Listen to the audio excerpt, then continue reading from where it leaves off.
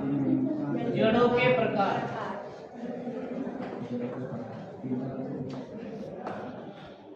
है ना, जड़ों के प्रकार। तो मुख्यतः 3 प्रकार की जड़ें रहती हैं, है ना। 3 प्रकार है ना। पहले तो क्या है, मूसला जड़।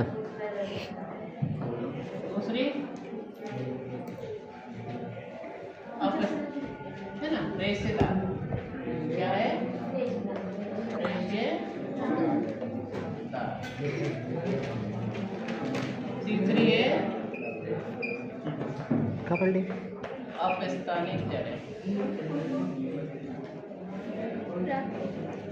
है ना। और इन 3 प्रकार के अलावा ये सामान्य जड़ें, इसके अलावा जड़ें क्या करती है, रूपांतरित हो जाती है ना, ये है ना। लेकिन अभी तो मुख्यतः 3 प्रकार देख लेते हैं अपन क्या होता है ना, ज़्यादा कोई कठिन नहीं है। मूसला जड़ को इंग्लिश में टैपरूट क्या कहते हैं, टैपरूट, है ना। इसको फाइब्रस, है ना, फाइब्रस, और इसको एडवेंटिटस, एडवेंटिटस।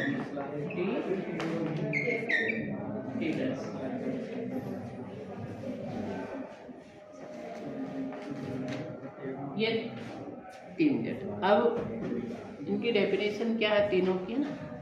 देखो, मूसला जड़ नाम से स्पष्ट हो रहा होगा आपको, देखना इसमें, है ना। इसमें रेशेदार, मतलब इनके जो शब्द रहते हैं ना, इससे भी हम अनुमान लगा सकते हैं कि इनकी डेफिनेशंस क्या होगी, है ना। और है ना, अगली तीसरे प्रकार के अपस्थानिक जड़ें। तो ये जो मूसला जड़ें है, ये क्या रहती है, जब होता है ना, बीज का अंकुरण होता है, तो इस प्रकार एक मूलांकुर चलता है। क्या चलता है ना, ये मूलांकुर रहता है। क्या रहता है, मूलांकुर। और एक इधर चलता है, ये 2 संरचनाएं डेवलप होती है। सबसे पहले इसको परांकुर कहते हैं। क्या कहते हैं इसको, परांकुर कहते हैं, है ना। सबसे पहले जो बीज है ना, वो जब जर्मिनेट होता है तो ये 2 संरचनाएं निकलती है सबसे पहले, है ना।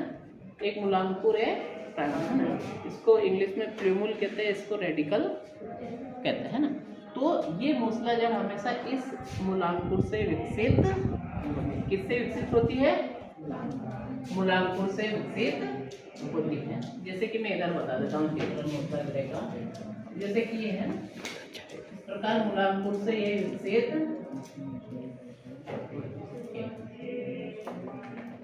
और है ना, पहले तो क्या मूलांकुर से विकसित होती है ये, और इससे सेकेंडरी निकलती है।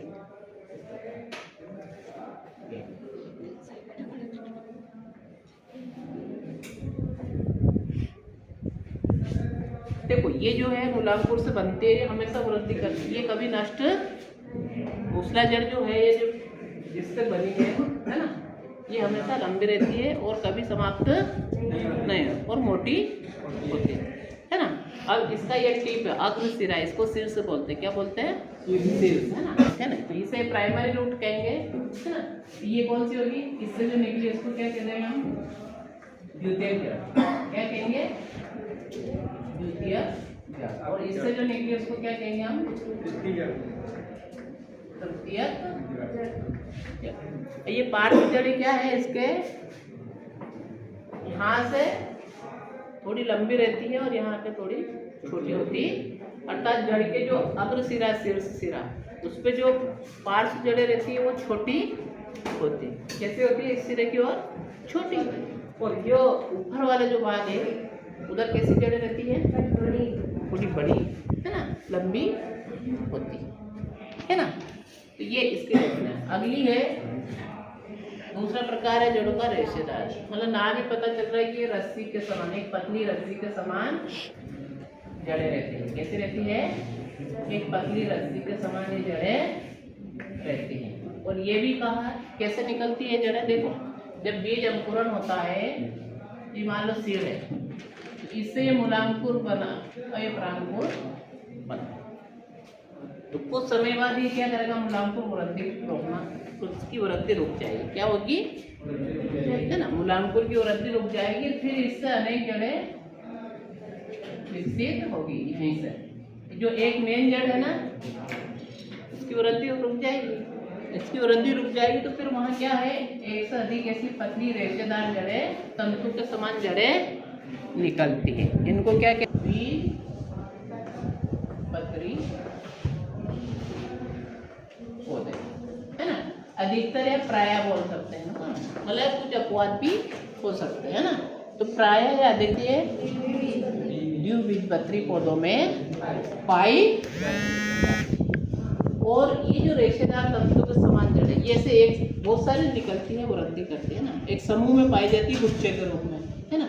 और ये अधिकतर ये जो जड़ें किसमें पाई जाती है, एक बीजपत्री पौधों में। ये प्रायः कौन से पौधों में पाई जाती है, एक बीजपत्री पौधों में। अब जैसे कि गेहूं है ना, रेशेदार जड़ें जैसे गेहूं है ना, और क्या है, जो मक्का, ये सब क्या है, एक बीजपत्री पौधे। इन जड़ों में इस प्रकार या झकड़ा जड़ें पाई जाती है।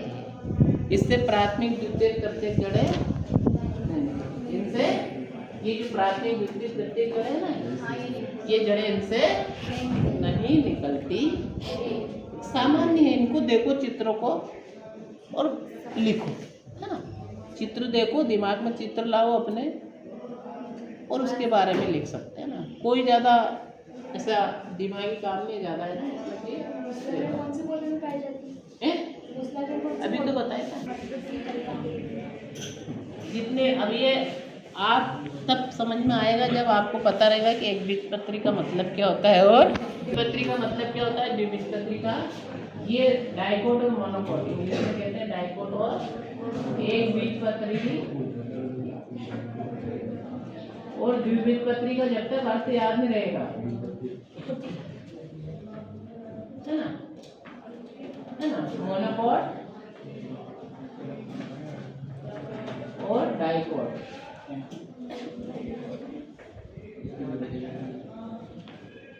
देखो, एक बीजपत्री ऐसे पौधे जिनका बीज में केवल एक ही बीज रहता है। अगर उसको तोड़ो, दो भागों में बंटता, एक से अधिक भागों में बीज बटेगा। अगर उसको तोड़ेंगे हम तो जो सीड रहेगा एक बीजपत्री का, वो दो भागों में बराबर, एक से अधिक भागों में बटेगा। जैसे गेहूं, मक्का, ज्वार आपने देखा होगा, है ना। उसमें क्या है कि एक से अधिक भाग, जैसे कोई सीड रहता है, मान लो इसको तोड़ेंगे तो ऐसे एक से अधिक भाग उठेगा। और द्विबीजपत्री का मतलब ऐसे पौधे जिनका बीज दो भागों का, है ना, बढ़ जाए, है ना, या दो भागों का, अर्थात जिस अलग अलग अपने हिसाब से जो भी डेफिनेशन में बोलना चाहे, अर्थात ऐसे पौधे जिनके बीज में एक ही बीजपत्र होता है, और ऐसे पौधे जिनके बीज में दो बीजपत्र होते हैं, है ना। जैसे आपने इमली देखा होगा, इमली के दो भाग रहते हैं, है ना। सोयाबीन के दो हो जाते हैं, चना के दो हो जाते हैं, आगे समझ में क्लियर ना। तो इसमें हर शब्द बोर्ड पे जो कुछ भी लिखा रहता है, उसका हर शब्द का आपको मीनिंग याद रहेगा, तो साइंस समझ में आएगी, नहीं तो कुछ ना कुछ अटक जाओगे, है ना। तो ये है ना। अगली है तीसरे प्रकार की जड़ है अपनी, पता है, स्थान का पता भी याद है ना। अब का मतलब भी पता आपको, है ना, मतलब इससे ऐसी जड़ें। अब ये जड़ें कहाँ से निकली, सब मूलांकुर से, रेडिकल से निकली ना। ये भी रेडिकल की वृद्धि रुक गई, उसके बाद निकली थी। अब इसमें ऐसा नहीं होगा, है ना। अब देखो इसकी डेफिनेशन क्या है, पता नहीं। जड़ ऐसी जड़ें जो मूलांकुर को छोड़कर, किसको छोड़कर, मूलांकुर को छोड़कर, है ना, इस रेडिकल को छोड़कर पौधे के अन्य भाग से विकसित होते, अन्य स्थान से। अब स्थान मतलब किसी दूसरे स्थान से, है ना। अब स्थान से मतलब है यहाँ कि जड़ें प्रायः कहाँ से निकल रही, मूलांकुर से। लेकिन ऐसी जड़ें जो मूलांकुर को छोड़कर पौधे के किसी अन्य भाग या अन्य स्थान से निकलती हो उसे अपस्थानिक जड़ें कहते हैं। जैसे कि पत्ती, पत्ती से या परु संधि से निकल जाती कभी कभी, जिससे परु। अब ये परु संधि की डेफिनेशन में बता चुका हूँ पहले, है ना। तो कुछ पौधों में है ना, जैसे कि अजूबा बोलते हैं इसको, ब्रायोफिलम अपन ने पढ़ा था 10वीं में, ब्रायोफिलम, ब्रायो, है ना, ब्रायोफिलम, इसको अजूबा कहते हैं। क्या कहते हैं, है ना, एक बिगोनिया रहता है। तो ब्रायोफिलम में पत्ती, ये जो जड़ रहती है कहाँ से निकलती है, इस प्रकार इसकी पत्ती रहती है ना। तो इस पत्ती से इस प्रकार यहाँ पर आउटग्रोथ निकलती है और इस प्रकार जड़ें निकलने ऐसे। तो इस ब्रायोफिलम में कहाँ से निकली जड़ें, पत्ती से। कुछ पौधों में परु संधि क्या होती है, जहाँ दोनों परु आपस में जुड़ते हैं। गन्ना देखा ना अच्छी तरह, गन्ना देखा आपने, गन्ने में ये उंगली के समान देखता है ना।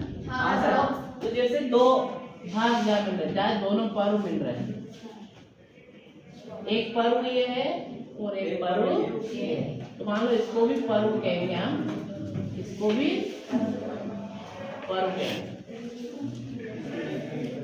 अब जो जहाँ दोनों जुड़ेंगे उसको परु संधि कहेंगे। क्या कहेंगे, परु संधि। तो इसी परु संधि से जड़ें निकलती है, रेडिकल से निकल रही है ना, मूलांकुर से। इसलिए इन जड़ों को क्या कहते हैं, अपस्थानिक जड़ें। अब तीनों प्रकार पत्तियों के हो गए। देखो क्वेश्चन आता है कि जड़ों के प्रकार को समझाइए, या क्वेश्चन आ जाएगा कि मूसला जड़ किसे कहते हैं, उदाहरण द्वारा समझाइए, या रेशेदार जड़ें किसे कहते हैं, उदाहरण सहित समझाइए, या अपस्थानिक जड़ें किसे कहते हैं, उदाहरण सहित समझाइए। या फिर अंतर आ सकता है, क्या आ सकता है, अंतर, कि मूसला जड़ और रेशेदार जड़ में अंतर, या फिर मूसला जड़ और अपस्थानिक जड़ में अंतर, है ना, या रेशेदार और अपस्थानिक जड़ में अंतर। अब इसी में से आप अंतर, एक चित्रों को भी ध्यान में रखना, बिना चित्र के हम बायोलॉजी नहीं पढ़ सकते।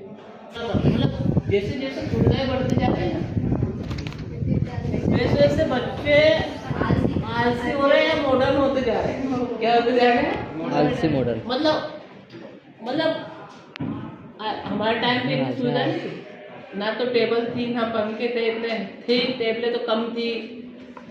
आजकल सारी फैसिलिटीज है, टेबल अच्छी, कमरे अच्छे, पानी की सुविधा, वाटर कूलर, पंखे लग रहे, फिर भी बच्चा सोचता है कि यार नहीं पढ़े तो अच्छा है। कॉपी भी दूसरे से बनवा लो बोले, कॉपी भी लिखने की बोले सर तो कोई दूसरे से लिखवा लो बोले। और आजकल तो ऐसा सोच रहे कि हमारे परीक्षा में भी याद हमारे इससे तो दूसरा कर लेंगे। तो ये आपकी सोच को बदलना पड़ेगी। ज़्यादा सुविधाएं मिल रही तो आपको और ज़्यादा अच्छे से मेहनत करना और पढ़ना है, और पहले वालों से ज़्यादा नंबर और परसेंटेज लाना है, ज्ञान प्राप्त करना है। देखते हर क्लास में देखता हूँ, हर क्लास में देखता हूँ। कुछ ही बच्चे रहते हैं कि जो सही से पढ़ते हैं, वो पूरा डिसिप्लिन में रहते हैं, अनुशासन में। मतलब इतना समझाने के बाद भी समझ में ही नहीं आती उनको, तो उनकी तो मतलब हैबिट ही ऐसी हो जाती है।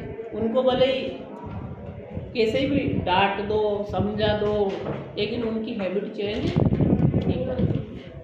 तो आपको अपनी हैबिट चेंज करना पड़ेगी, और साइंस में तो विशेषकर हैबिट चेंज करना ही पड़ेगा। क्योंकि अब फिजिक्स है, मैथ्स है, बायोलॉजी है, इनको तो समझना पड़ेगा। कुछ सब्जेक्ट ऐसे होते हैं कि आप थ्योरी पढ़ भी सकते हो, लेकिन कुछ सब्जेक्ट को तो बिना समझे आप घर पे नहीं पढ़ सकते। तो आपको हर पीरियड में मैं कहता हूँ, समझाता हूँ, फिर भी आपको समझ में आता है। और इसका नुकसान कहीं ना कहीं हम लोगों को होता है ना, परीक्षा में परिणाम में नहीं होता है। आप तो अनुमान लगा लो, आपकी क्लास में जो बच्चा सिंसियर रहता है, टाइम टू अपना काम करता है, अनुशासन में रहता है, सारा जो काम मिलता है वो कर लेता है समय पर, तो उसका परिणाम आप देखते हो ना, मिलता है ना। और आपकी क्लास में ही, आपके सामने ही आपको पता लग जाता होगा कि ये बच्चा पढ़ता था और इसका परिणाम अच्छा। तो हमको भी तो इतना सरल काम करना है यार, क्यों? हमें भी सरल काम करना है यार, बैठना है, जो टीचर पढ़ाए कहे ऐसे काम करना है, याद करना, पढ़ना है, समझना है। और कुर्सी पे बैठ रहे हैं, टेबल कुर्सी पे बैठ रहे हैं, पंखा चल रहा, पानी है, इतनी सुविधाएं मिल रही है यार आपको, फिर भी आप मतलब आपको छोड़कर दूसरों को देखो, जो काम करने वाले उनको देखो, काम करने वालों को सोचो आप, जो आप काम कर रहा है, खेत में कर रहा है, दुकान पे कर रहा है या कहीं भी कर रहा है, उसको इतनी सुविधा मिलती है क्या?